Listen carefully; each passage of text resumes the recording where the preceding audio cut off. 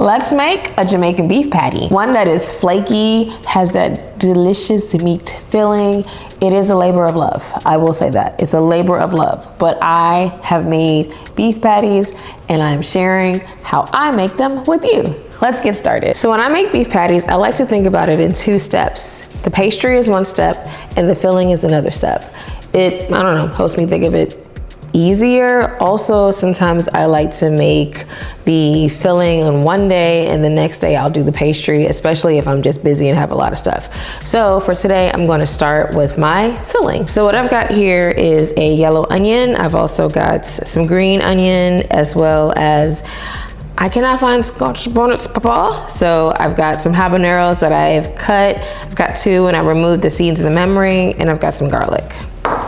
And I'm gonna put all this into a mini food processor. And you wanna process these down because if you've ever been into a beef patty, you don't see bits or chunks of vegetables in it because it is processed. Oh, that thing is potent. It's about to make me cry. Emotions make you cry sometimes. To get it nice and, I guess, processed. So in a medium saucepan, we're gonna add some lean ground beef. And you wanna make sure that that ground beef is lean because we are not draining it. It might say ground beef, it might say ground sirloin, but lean is key. And I'm gonna immediately, and I'm adding this to a saucepan, and I'm gonna immediately add that vegetable mixture to this. And then I'm going to essentially kind of mix this. And my stove isn't on yet. I just want to combine this herb mixture directly into my meat. All right, so I'm going to, now that I've mixed that up in there, I'm going to pour in some beef broth over here to fully cover my meat. And the reason why I'm not browning my beef first and I'm basically putting all this liquid into the meat initially is this is what's gonna help keep the beef fine and minced when I cook it rather than it breaking into chunks. So I've turned my heat onto a medium high heat, and then I'm gonna cook that until it's nice and brown. And as you can see, the beef is browning in the pot and it's simmering. Now that it is browned and I can see that it's cooked through, I'm going to add my seasonings. And I'm going to add those thyme leaves that I removed from the stem, as well as some all-purpose seasoning, some sugar, salt, allspice, and nutmeg. I'm also adding a little bit of ketchup. So I'm gonna let this simmer for about 20 minutes. I'm gonna reduce my heat actually, because that's a rough simmer. So I'm gonna reduce it down to medium and allow it to simmer, like a gentle simmer, for about 20 minutes to give some of that excess liquid a chance to evaporate, as well to condense those flavors a little bit more. I am gonna occasionally stir it during the 20 minutes. So my mixture has been simmering for about 20 minutes. You'll see a lot of that liquid has reduced. Yay! And then I want this to have a little bit more color, so I am gonna add some browning. Now you can see our meat consistency is very loose right now. So what you wanna do is create a panade to thicken it up. So I've got some breadcrumbs here, and I'm just gonna add that to a little bit of water. It's about a 1/3 cup of breadcrumbs, a 1/3 cup of water. You can let that cook for about another 1 to 2 minutes. You'll see it's kind of thick already, but just to let that panade do its work and continue to thicken this beef up. So now that I have finished with this beef filling, I want it to cool. So I'm actually gonna just put it on a smaller sheet pan. That's gonna help it cool faster. Usually if I make this like the day ahead of time, I'll just put it in like a regular container once it's cooled down a little bit. But I wanna finish these patties tonight, so I'm just gonna lay this out. I'll let it cool on my counter for about 10 minutes so it's not piping hot when I put it in the fridge. And then I'm gonna cover it and put it in the fridge while I prepare my patties and things such as that. At this time, I'm going to gather my ingredients for my patties. So I like to weigh my flour so that I get accurate measurements. I'm also going to separate an egg yolk from an egg white. And then I'm going to grate some frozen butter. If your butter is frozen, it will help it grate easier. I also like to grate the butter so that it incorporates into the flour much easier. Now I'm gonna go ahead and get started on my pastry dough. So I've got my all-purpose flour here. I'm gonna add some sugar, as well as some salt. And then I'm adding some turmeric and annatto. That's gonna give it that color without tasting the taste of the crust too much. I'm actually just gonna use this fork or spoon that's already here. So just kind of give that a good whisk, stir, whatever. Just try to get that sugar and the seasonings all throughout the flour. Then I'm taking that cold grated butter that we grated before, and I'm just gonna kind of put that in here. And like I said, I did most of the work already by grating it, but I'm gonna kind of just give this a stir throughout. And I'm gonna try to get that butter incorporated in here pretty well. You could also use your hands to do this. I'm actually gonna switch to my hands in just a second. Our purpose here is to try to coat as much as the flour with the butter. And again, we're only using half of our butter. The other half is still in the fridge. That's why I've separated it earlier, so I don't forget and dump it all in here. Because for this dough, I do wanna laminate it. Meaning I wanna use that extra butter to kind of put it in between the layers of the crust later on. All right, this is messy. So now I'm gonna add my egg yolk to my water. Give that a nice little, using a fork just to whisk that together. And this is ice cold water. And I'm gonna gently, I'm gonna put that in here and stir this in until I get a nice cohesive dough. I may need more water. Yep, I'm gonna need a little bit more water. Probably another 1/4 cup. You don't wanna put too much water, but you also don't want your dough to be super dry. So I'm just gonna mix this until I can get this to come together cohesively. Yeah, I'm gonna need more water. You're gonna need about 1 cup of water in total. You don't want your dough too wet. If your dough comes out too wet, then your patty crust will be kind of just like more bready than what you might want it to be. And it's gonna be easier for me to do this on my counter, so I'm gonna move that now. And this isn't gonna be, remember we haven't used all our fat. You don't wanna like over knead it, but it's gonna be a little bit more. See, I have a lot of loose layers. I'm just put a teeny bit of water on my hands, not a lot. I don't want this too wet of a dough, but I don't want it too dry either. So it should be able to roll into like a smooth ball, and you'll probably still see layers throughout of it, which is fine. But see? So we did a lot of working with this dough, which means we've done a lot of warming of that butter, and we warmed it a lot. So what we're gonna do is wrap this and refrigerate it for about 30 minutes to give that dough time to relax so that we can laminate it, as well as kind of not freeze this butter up, but just make it a little bit cold again. All right, so I'm gonna wrap this with some plastic wrap, put it in the fridge for 30 minutes, and then I'll come back. Plastic thing. So now it's been about 30 minutes, and we're gonna go ahead and laminate our dough. So to laminate is to essentially add fat between the layers of the dough. Think of your traditional puff pastry, where whenever you break it apart or look into it, it's got a lot of layers. And then I forgot to get out my fat.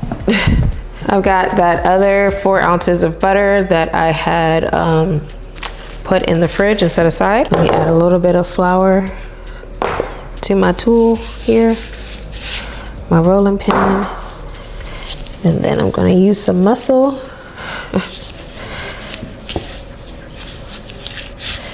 To roll it out flat. Just gonna use this one instead. Much better. So I've got it already flattened down. So I'm just gonna add some of the butter and just kind of give that a fold here. And Another fold. And we're gonna roll it out again. Don't know who that is.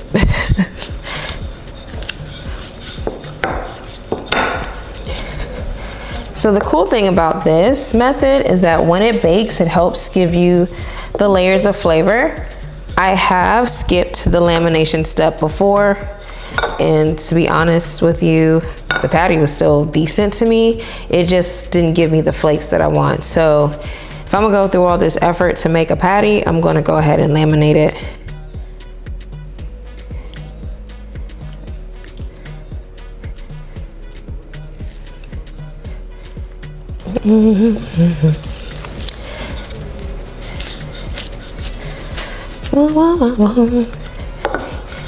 Let's see him over here, giving it some good rolling.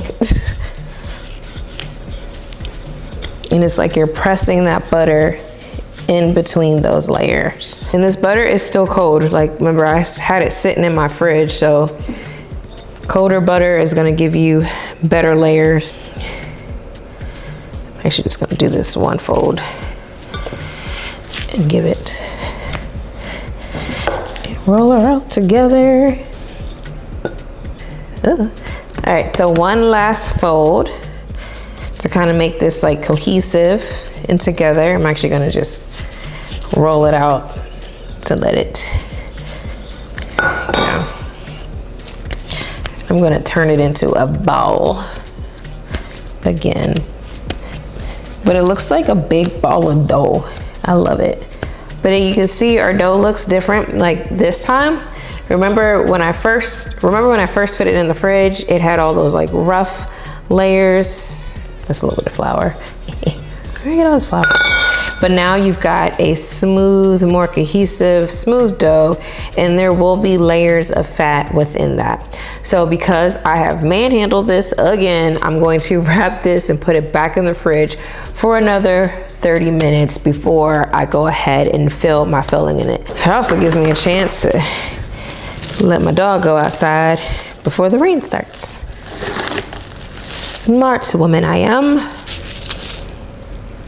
I actually left this dough in a little bit longer than 30 minutes. And if you do too, it's fine. Just take it out and let it sit for a little bit to knock the chill off so that you can work with it. And now it is time to stuff it. All right, so I'm gonna lightly flour my surface. Now I'm gonna break this dough into 2 sections, make it a little bit easier to work with. Oh. You can see the layers in the dough. Break this dough up into pieces and roll it into balls.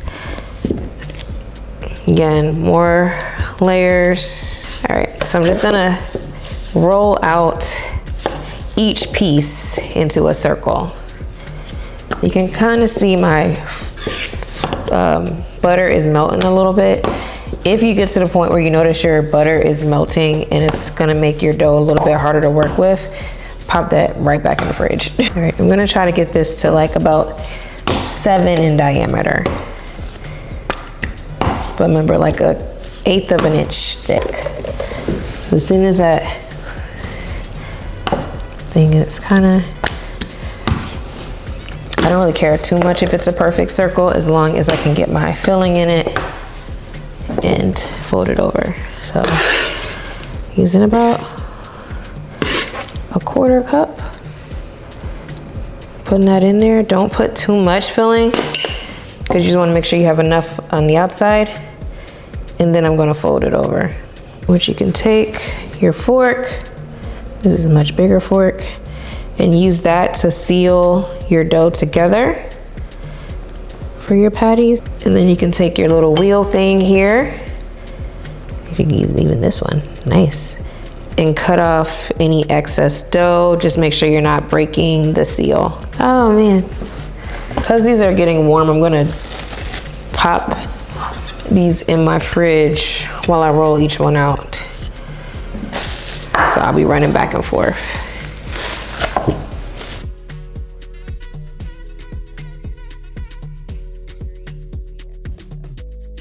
All right, so I have shaped my patties. Some of them look a little, but it's fine. You wanna make sure they're sealed. Now I'm gonna put this back in the fridge for about 30 minutes. Again, I've been working that dough. I want that butter to get cold again. And so I'm gonna put this up in my fridge. I'm gonna leave it uncovered. My fridge is clean. And I'm gonna leave it uncovered, and then I'm going to bake it in the oven. All right, I'll be back. All right, so it's been about 40 minutes that these chilled out in my fridge. And you can tell that the dough is a lot harder. Like I said, I left it uncovered, so this dried out the crust just a little bit. And I preheated my oven during that time. So I'm gonna go ahead and bake this in my oven for about 25 to 30 minutes on 375 degrees. Okay, I should add that I'm baking these on my middle rack. I pretty much bake most things on my middle rack. All right, we'll be back when they're done. All right, so it's been a little over 25 minutes. I got distracted. So my patties are done. I'm gonna let them cool before I tear into them or anything. You don't want it too piping hot. So I'm gonna cool them on here, and then after about like 10 minutes, I can move them to a cooling rack to let them cool a little bit further. But you do wanna eat them while they're nice and hot.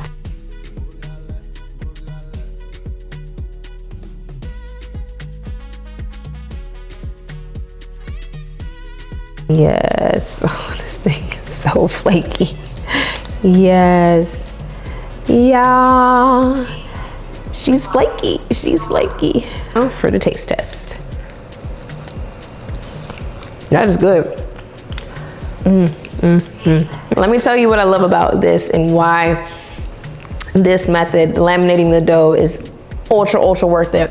Because even though it takes a lot of time, a lot of steps, what I'll say is because it gave the crust like those for real distinct layers, and it was like thin enough to where it didn't feel like an empanada dough. Anyways, guys, that was really good. I've also got some cocoa bread baking, so I can't wait to eat this with my cocoa bread. But anyways, guys, until the next time, I hope you like these beef patties.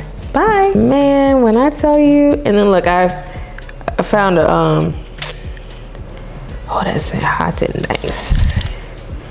So, you know, you just stuff your whole patty in there, and then you literally, I did it, guys. I did it. And put it in a bag, right? I catch it. I did it. Oh, I did it.